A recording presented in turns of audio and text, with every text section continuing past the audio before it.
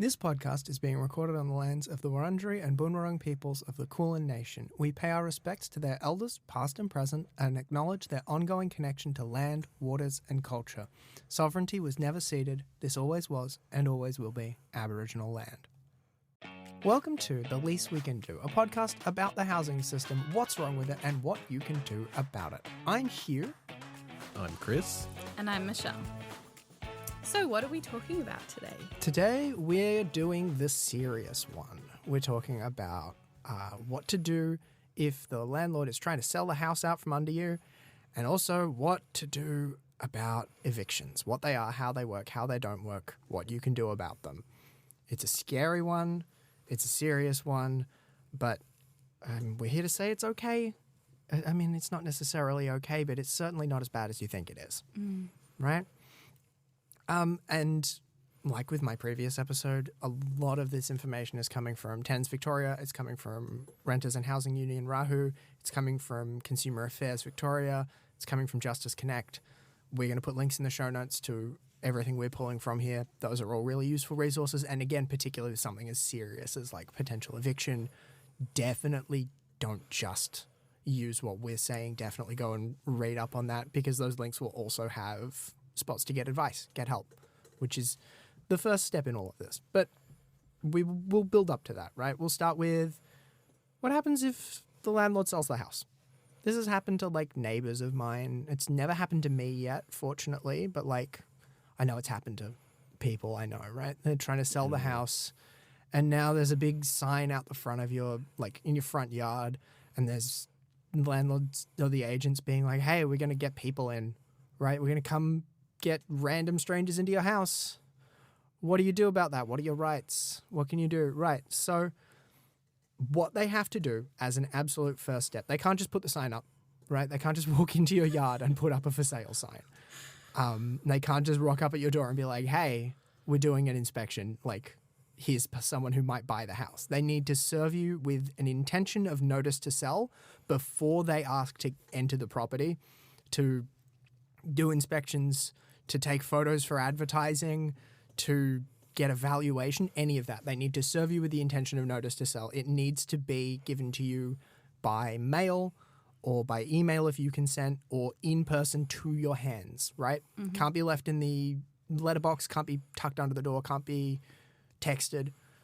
It needs to use the specific Consumer Affairs Victoria form. And like I say, it needs to be 14 days before anything else happens. They need to say, we're selling.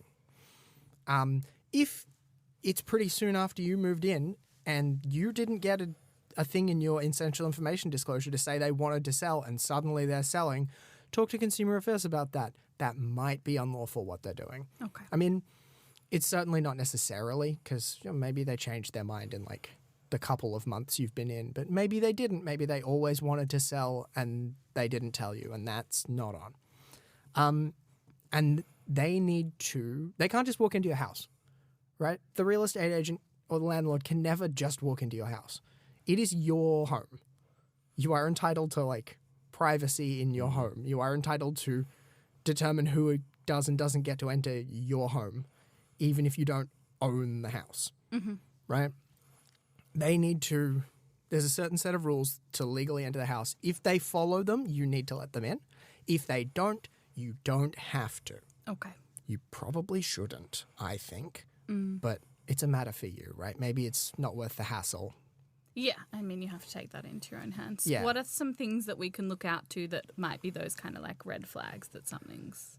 If they're just texting you, if they're not giving you much notice, if they're like rocking up at the door and being like, oh, I'm just gonna do some, okay, that's worrying. You should be like, hey, don't do this again.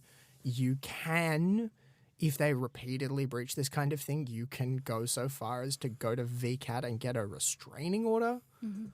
This isn't a restraining order in the same sense of like a personal safety intervention order, right? Or a family violence intervention order. But it's a restraining order that's from VCAT that says, hey, stop breaching your tenant's right to privacy. Yeah.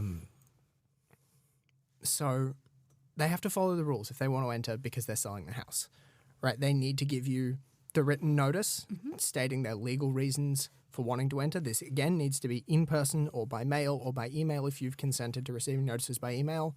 That's not left on your doorstep. That's not by text, right? They can only enter your house between 8 a.m. and 6 p.m. and not on public holidays. They can't just come over in the night. It's not okay. They can't come over at 7. They can't come over at 6. You need your beauty sleep as much as anyone else. That's it. As does the house. As does the house, right? If they're doing an open house, like an open for inspection, or if they're showing the house off to potential buyers, they need to give you at least 48 hours of notice. If they are doing a valuation or if they're taking photos for advertising purposes, they need to give you at least 7 days of notice, right? And if they're coming in to show an individual buyer around the house, or if they're coming in to take advertising photos or videos, they need to make reasonable attempts to agree with you about the date and time of those. Okay, so they can't just say, we're coming on this date. They can do that with open houses. They can say, we're having an open house this day, 48 hours in advance, right? That's fine. But if it's like a single inspection, or if they're like, we're getting someone in to take some photos, they need to be like, is this going to work for you? Mm-hmm. And if it really doesn't, you can be like, no, but what about this, right? There's scope to negotiate. If they don't negotiate, if they're like, it's happening at this time, and you're like, that doesn't work for me, and they're like, tough shit, you don't necessarily have to let them in if they haven't made those reasonable attempts. Whether an attempt is reasonable is not, like, there's no clear-cut rule for that, right? That's a matter for judgment. It might end in a dispute. It's, again, right, you have to determine yourself what level of strict adherence to this kind of thing you're going to tolerate. Yeah. I guess if you've got to know your landlord's sort of character, right? Yeah. Yeah, and if you're feeling like there's a couple of things that are feeling a bit off, then you might go, and like, there's a couple of things and now this. Yeah, like these are your rights, but by the same token, right, like insisting on absolute strict enforcement, like it's your right, you're allowed to, but whether it serves your interests. That's it. Yeah, it's an interpersonal relationship. Yeah. You're going to have to make some judgment calls on that. Yeah, and like from the safety of this podcast studio, I can't possibly tell you what to do in any given situation. Open for inspections can't be more than an hour long, and they can't be more than twice a week. Okay. Which is a lot already, right? It's a lot, and you've only had 48 hours notice. So. Yep. Yeah, it's a lot. It's a lot. You're basically constantly repairing. I have a question. Yes. Is there any demands that they can make on you to make the house look nice in terms of like cleaning up your stuff, cleaning for them? How does that side of it work? As far as that's not an area where there's sort of a lot of information publicized. That they don't have they can't sort of be your mum, right? They don't have a legal right to demand you like clean up your room. Yeah. But like probably if they're going to be taking advertising photos, they might just like tidy stuff up for you. I mean, it's an open secret that a lot of those photos are going to be photoshopped anyway, but nevertheless, right? You probably should tidy. It's not sort of like necessarily something where they can throw penalties at you if you don't, but it will earn you brownie points though. Yeah, it'll earn you brownie points, and it'll a bit of give and take. It's a bit of give and take, and like there might be some level. There is, I assume, some level of disorder that is going to cross a line into like a breach of duty. Yeah, right? I think I'm more thinking... If you're keeping the place in really bad condition, then they can, and they're like doing open for inspections, then that's probably going to be the basis for them being like, hey. Yes, but it's like if they're suddenly demanding you need to reconfigure the furniture because they don't like it for the photos, that kind of thing. Don't think they can do that's that. I'd imagine that's a bit too far. That's, So again, a bit more of a, like, there is give and take, but if it feels like it's too much, then you would be reaching out to be like, hey. I guess my question is that sort of stuff spelled out in more like a common law sort of way then? It's, there's so much of tenancy law relies on like particular interpretations of the word reasonable.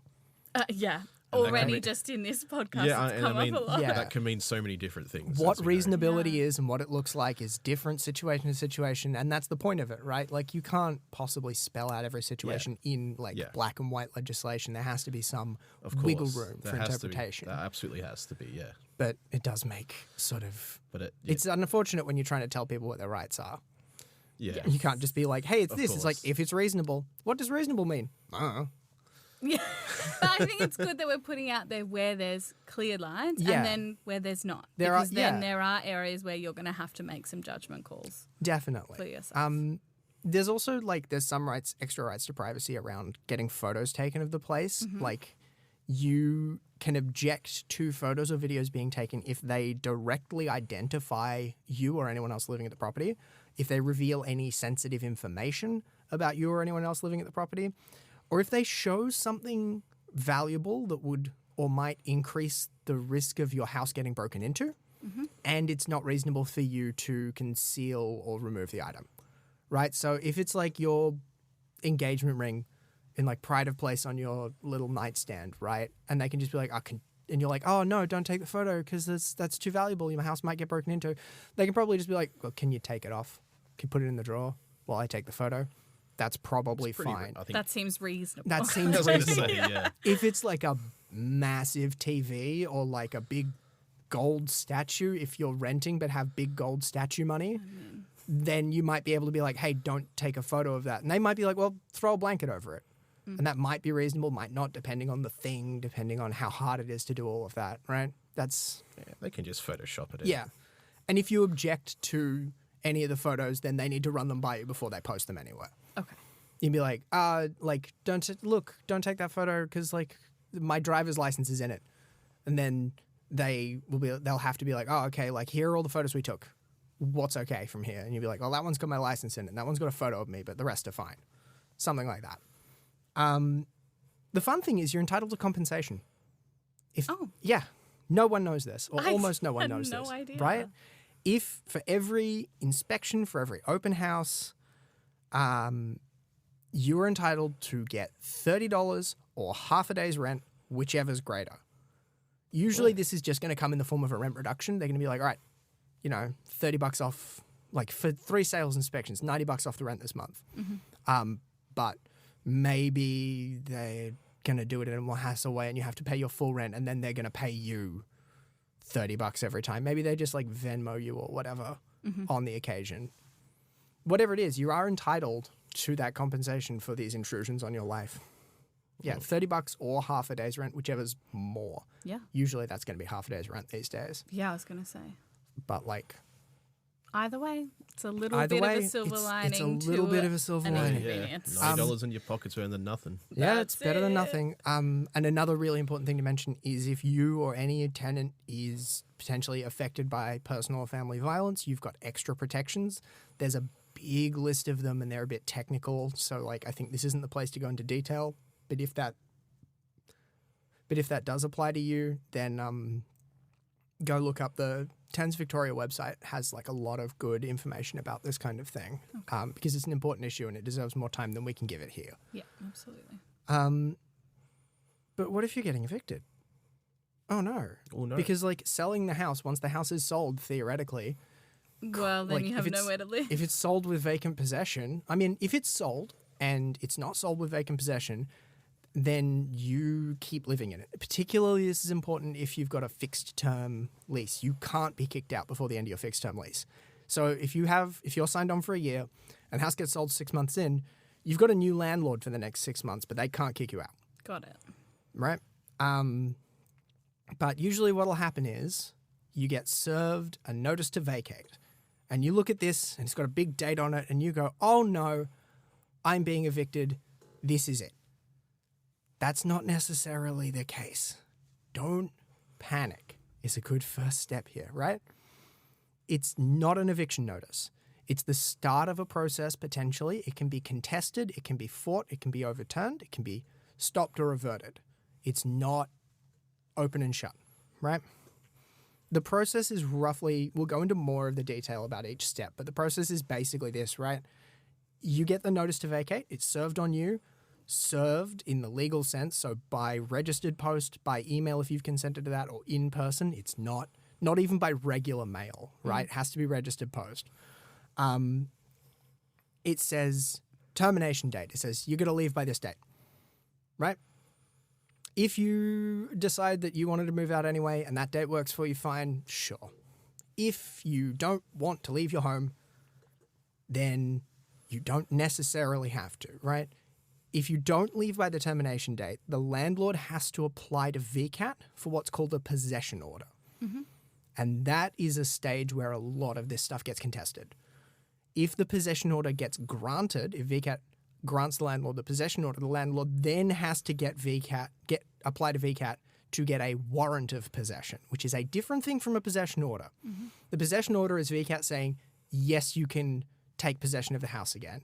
The warrant of possession is VCAT saying, all right, here's a time and date that the police can do the eviction. Mm-hmm. That sets out like a date, that sets out a time. The landlord gets the warrant of possession, they take it to the police. The police will usually come and give you some notice. They'll be like, hey, we've got a warrant of possession. It's on this date. We're going to come by on this date. We're going to change the locks. And on the date specified in the warrant, again, there's restrictions about date and times. It can't be 6 a.m. It can't be 10 at night. It can't be on Sundays, I don't think. And it can't be on public holidays. On that date, that's when you can get evicted, and you will get evicted by the police. The landlord can never, on their own, evict you, or through their agent, right? They can't send someone around to change the locks. It has to go through the cops. Okay. So, the notice to vacate has to lay out the legal reason for the issuing of it, and there's a big list of those with different mandatory time periods. Tenants Victoria sets them out in a big table. We won't go through all of it here, but like, if your home is destroyed, if it's unfit to live in, if you or one of your visitors like seriously damaged the property or endangered the neighbors or the landlord or their agents, you can get hit with a notice to vacate specifying an immediate date. If that happens, go to VCAT immediately, talk to Tenants Victoria, talk to Rahu if you're a member, which you should be, talk to Justice Connect, right? Get some help immediately, because that's not something to be fucking around with. Yeah. If you're overdue in rent by more than 2 weeks, or if you've done serious breaches of your tenancy, you can get a notice to vacate with a 14-day time limit on it. So like at least 2 weeks in advance of the termination date of the lease. If you've kept a pet after VCAT has said you can't keep a pet, you can get one with 28 days notice. And in a lot of other circumstances, including a bunch of circumstances where it's no one's fault and nothing's gone wrong, you can get a notice of termination with 60 days notice. This is like, if you're on a periodic lease and the landlord wants to end it, they have to give you at least 60 days of notice, and they'll do that through a notice of termination. Mm-hmm. Again, it's not necessarily that doesn't necessarily result in an eviction, but 60, or sometimes for other things like 90 days, these longer term ones are less sort of urgent, and usually there's other circumstances. They're they want to move back in, they're just wanting to move you on, they're wanting to sell the house, they're wanting to knock it down and rebuild or renovate or whatever. Mm-hmm. That's that kind of thing. That's where there's less dispute involved. Yes. Again, the notice has to be delivered in person by not regular post, the opposite, by registered post, or by email if you've consented to that. They can't just leave that shit under your door. Yeah. Or even taped to your door, right? They can't do that. So what do you do if you get one? Don't panic. That's the first step. It's going to seem scary. It is scary. It is scary. Right? You go, oh no, maybe I don't have a home in 2 weeks. Maybe I don't have a home in 2 months. What am I going to do? Don't panic. There's organizations that can help. Again, I've shouted them out before. I'll shout them again. Like Rahu, Tenants Victoria, Justice Connect, your local community legal center, legal aid, organizations like this. These can all help you navigate what's about to happen, and they will help you. They'll be able to help you in a specific way that someone talking on a podcast won't, right? Because I don't know you, the listener. I don't know your circumstances or what what's going on in your life that's causing you to listen to a podcast about your rights regarding eviction. I hope it's going well. I hope it's not too bad, but I can't give you anything specific, right? Whereas some of these other services, they'll get someone to actually talk to you and they'll be able to give you more specific advice, maybe even like strategize with you, right? You can challenge the legality of the notice to vacate because it doesn't have a proper reason, because it was improperly delivered. If you're being evicted for discriminatory reasons, if this is an example of discrimination, right? Like your landlord finds out you're gay and wants to evict you, or you think it's because your landlord's found out about like any of your protected characteristics, right? Gender, sexuality, age, race, disability, any of that. If you're being evicted because you exercised your rights or you believe you are, right? You challenged a rent increase, you asked for repairs and the landlord said, now you got 60 days to leave. You can challenge the legality of the notice to vacate, right? And you can also challenge it if the reason given in the notice was because of someone being violent towards you, like particularly if you've got like an intervention order out and like someone comes to your house and trashes stuff and your landlord's like, well, the place is trashed, you got 14 days to get out. You can challenge the legality of the notice to vacate. You can challenge them preemptively, right? You can apply to VCAT to challenge it within 30 days of receiving the notice. Definitely talk to someone from Rahu, Justice Connect, Thames Victoria before you do that, because whether you want to do that or whether you want to do it at the possession order hearing is like, it's a matter for strategy, right? Yes. That depends on your circumstances. There is an application fee if you want to be challenging preemptively, and the burden of proof is on you. Right. Otherwise, you can still challenge the legality of the notice at the possession order hearing, right? Your termination date goes by, your landlord goes, okay, I'm going to VCAT for the possession order. You go, that wasn't a legitimate notice to vacate. Right. So that's why you're saying get some advice about when it's get some best advice to have about that challenge. When you want to be doing this, because like there's costs and benefits, right? Of course. It's potentially like if you're trying to mount an argument that it's discrimination, you maybe want to do it earlier so that you're not rolling those like all or nothing at the possession order here. Yeah. Like in advance the outcome, but maybe you don't because there's an application fee and it's going to be a hassle. Yeah. Right? So the first step is VCAT determines if the notice is lawful. If the notice is lawful, then it needs to consider whether it makes a possession order. It's not an automatic thing, right? It needs to consider if it would be reasonable and proportionate. They have a broad range of things they assess when they're making a determination about whether it's reasonable and proportionate to grant a possession order, including the hardship that would be the hardship that you would suffer if they did versus the hardship your landlord suffers if you didn't. I know sort of the phrase the hardship your landlord suffers if they don't get to evict you is... I mean, in most cases, are they really going to be suffering as much as you? I mean, no, but I know. Whether the law sees it that way is a different matter. Well, the law's all about that idea of reason. Yeah, being reasonable or common sense. Yeah, reasonableness and of like perceived level of like equality before the law, regardless of like the structural forces at play here. Exactly. Yeah. So they'll consider the nature of the issue, right? Like if you're behind in rent, then they consider like how much you're behind, how much it is, what you've been doing. They can consider stuff about like your behavior, right? So if you accidentally cause serious damage to the property, right? Versus if you have been consistently trashing the place for months and have gotten a bunch of letters about it. Yes, exactly. Right? And they have to consider alternative orders that could be made. For instance, if you're behind on rent and you're like, well, that was like, my cat had to go to the vet, right? My dog has a dental bill coming up. It's like $1,000, right? He's huge. He needs a lot of anesthetic. Oh, yeah. But it's like, if, I'm like, oh, I missed rent this month because I had to take my dog to the emergency vet or because I got laid off at work, but I found another job and I can keep paying. but I am more than 14 days behind and my landlord's trying to evict me, then they'll consider maybe we put you on a payment plan. Yeah. Right? Maybe we make an order that you repay the back pay of rent instead of being evicted.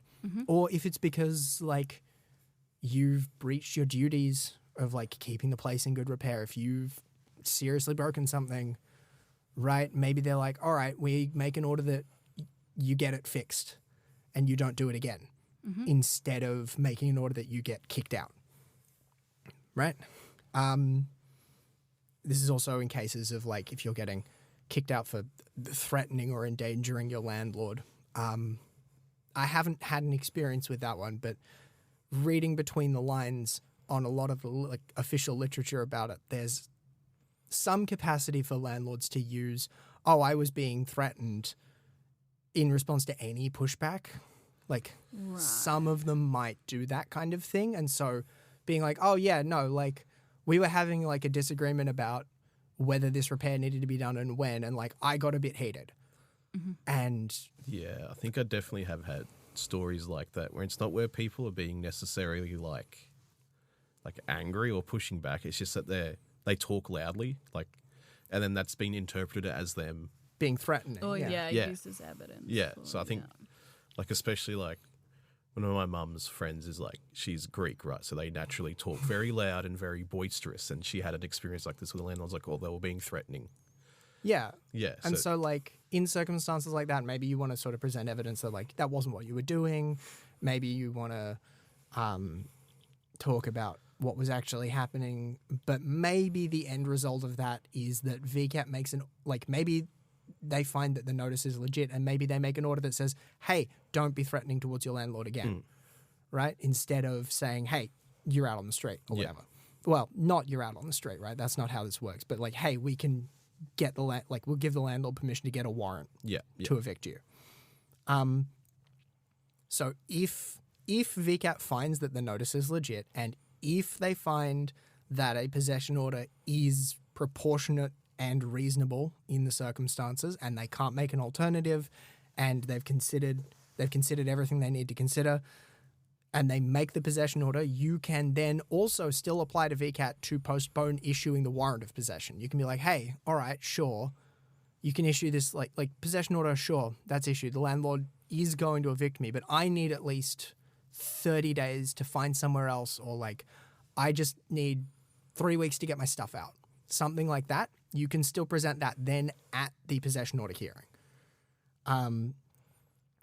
It's important to bring a lot of evidence to these hearings, especially if you're going to be talking about like the hardship on you, especially if you're going to be talking about other stuff, right? Your personal factors. And especially if you think it might not go your way and you might need to ask them to postpone issuing a warrant of possession, right? You have evidence to hand about the kinds of hardships that this will present for you so that you can ask for leniency in this regard.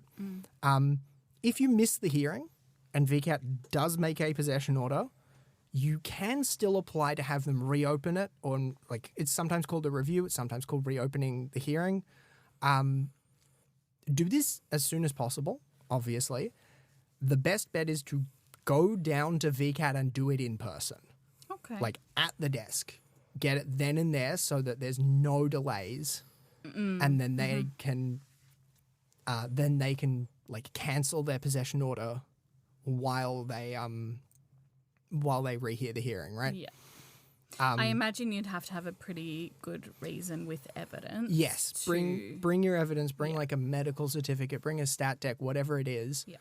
Like bring your reasons. I don't think you can just sort of do it for any reason. But no, it's not like, oh, sorry, I got called into work. Like it's... Yeah, this is fairly serious. But if you do have a reason, then go in there, tell them about it.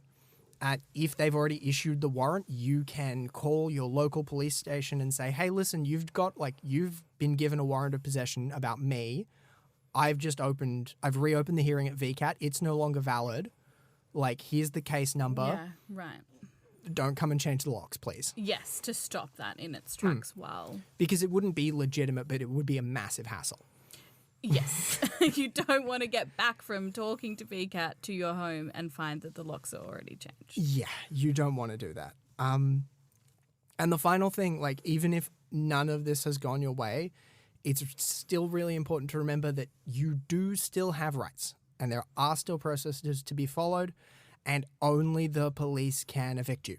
Yeah. This is really important. That's definitely my key takeaway. I think I had no idea. Yeah, Because I think in yeah. film you see so much of that, like, notice on the door kind of. Yeah, it's like a notice on the door locks and have the already locks have been already been changed. changed. Yeah, exactly. Yeah, no, Yeah. that's not how it works. I mean, I've had I had an experience like that at one of my workplaces where that happened, where there was a notice on the door. I came to work for my shift one day, and the locks were changed, so I didn't have a job anymore.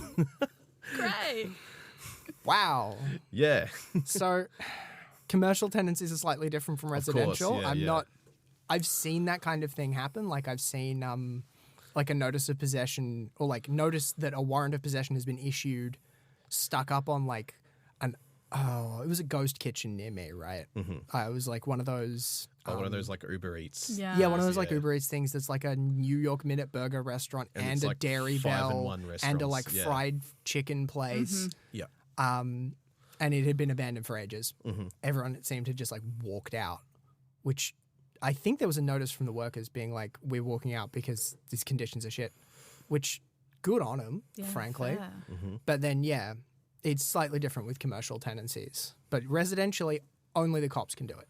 So if the landlord comes to your door and is like trying to, like, if they like roll up with a locksmith being like, I'm here to change the locks because you're getting evicted, call the cops. immediately. Like in progress, call the cops, right? If they do like change the locks while you're out or something, get onto VCAT immediately and ask for an urgent hearing because you've been illegally evicted, Yeah. right? If they threaten to physically evict you, go to VCAT and ask for a restraining order, right? They can't do that. Yeah. No matter how behind you are in rent, no matter whether they've gone through VCAT and gotten all the orders, your landlord can't be the one that throws you out. They have to do it through the police. They have to do it through the proper channels, right?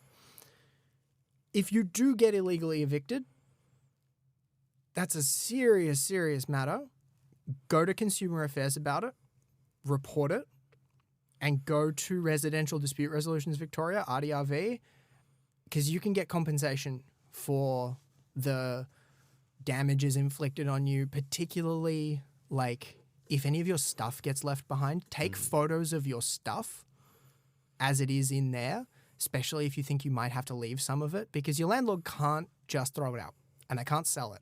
Right, but you want to have a record of Yeah, what you have. Of what you in had. there. Like if you leave your TV there because you get like evicted and they throw out your TV and they've like cost you a TV, you can get compensation for that because they have legal requirements to like treat, like they have legal requirements on how they have to deal with your stuff because it is still your stuff even if it's in their house now. Yes. And on the damages, could you get compensation, say, if you've been affected health-wise or mentally? Like if you were able to prove that? Potentially. That's a matter for...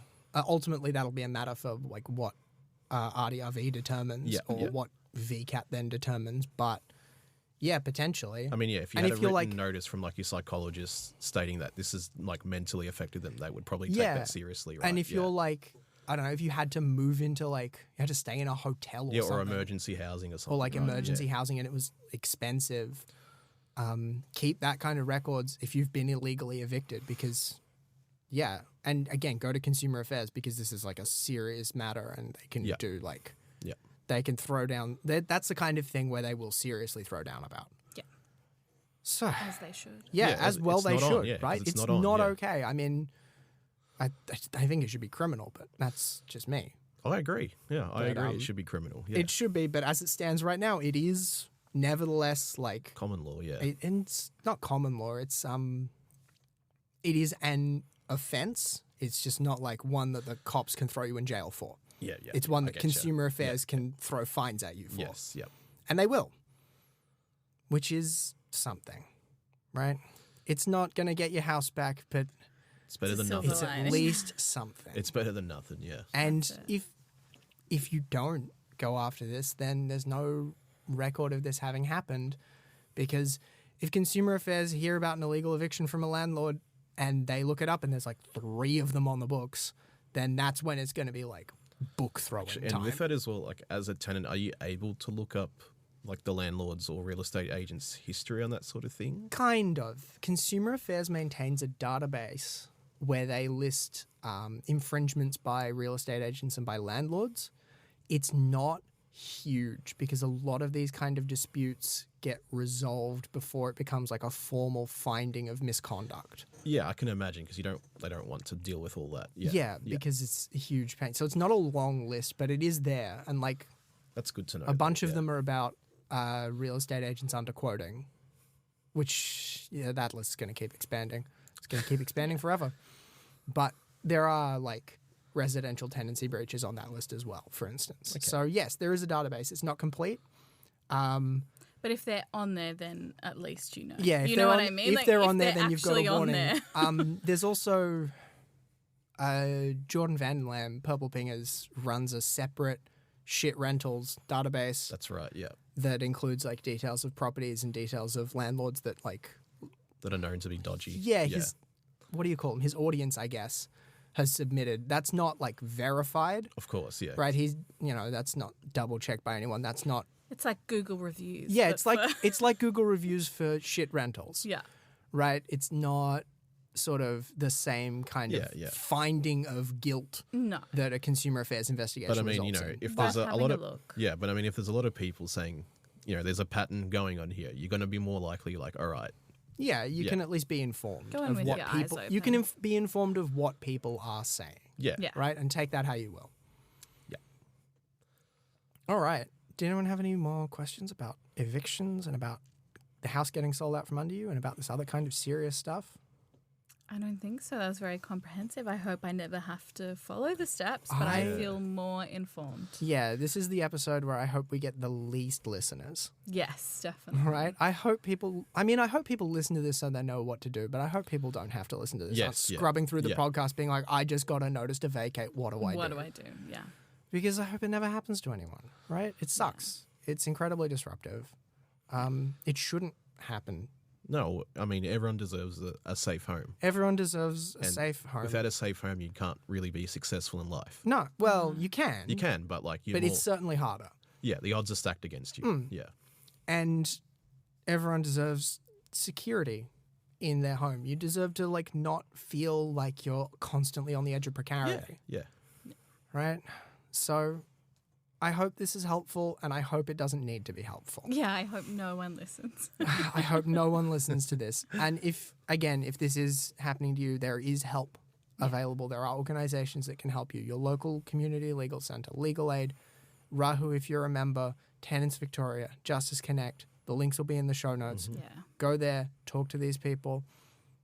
There are people who are out there on your side, not just us.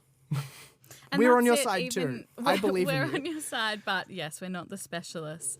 And I think reach out even if things aren't going to progress through all of those steps. Yeah. Like just at the start, reach out so that you know you're well informed and you've got someone to Yeah, reach out exactly. if something starts to escalate. Yeah, reach out as soon as possible. Make them aware about it so they know. Yeah. Also, Yeah. because working in the community legal sector, it's incredibly under-resourced, right? There are wait Yes. times.